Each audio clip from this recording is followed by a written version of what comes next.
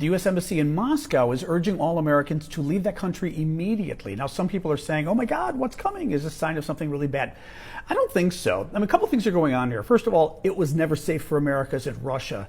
After the invasion began, we saw that with Brittany Griner, the American basketball star who the Russians basically kidnapped. Yeah, she might have had something in her luggage, but they kidnapped her because they wanted to use her as leverage, and to embarrass us, which is what they're doing. They would love to have even more Americans they could embarrass and get more leverage to get more of their criminals released from prison in the West. So that's the first thing. It wasn't safe anyway. Second of all, it's now gotten way harder to leave the country because of the sanctions, first of all, right? There aren't that many flights that go to Russia or leave Russia, and the Russian flights that go from Russian planes can't land anywhere in the West. So it wasn't easy anyway. Well, now it's getting a lot harder. Well, because the sanctions are kicking in even more, right? You've got fewer and fewer Russian planes that are able to fly without repair parts, but also because of all the Russian men fleeing the country, we're talking on the order of several 100,000 Russian men, it is now expected, have either fled the country or are on the border trying to flee. There are literally days-long lines at the Russian border with its neighbors of Russian men trying to flee military service. After last week, Vladimir Putin announced he was going to have a mobilization, kind of a draft of reservists, but it actually ended up being everybody. It's students, it's old people, it's sick people, you name it, they're getting drafted and people are freaking out. That means if you're American and you want to leave Russia, it just got a lot harder because you're in line at the border forever. There are no flights. The flights are too expensive.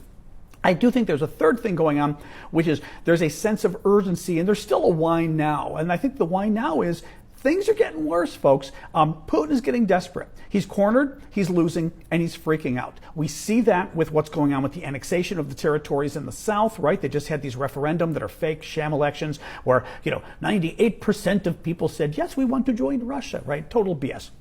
But Putin's going to be annexing that, and I think when that happens, there's going to be increased Western sanctions. But basically, he's getting desperate. And I think this is why you're seeing so much talk of nuclear weapons, even though it's a bluff and it's BS. It is a sign of the desperation the Russians are going through. And I suspect that our intelligence people have told Biden, look, we're not sure what this guy is going to do. He's so desperate, he could try to take more American hostages. Who knows? But we need Americans out of the country because God knows what's coming next with this guy. He's I don't want to say he's crazy. He's not crazy to the point where he would use nukes, I don't think. But he's crazy to the point where he's desperate and he could just round up Americans and hold them hostage. Who knows what Putin would do? But that's what's going on here. It's a sign of this battle entering a new phase where Putin is cornered in essence, and you corner a guy like him, you be careful. So that's what's going on.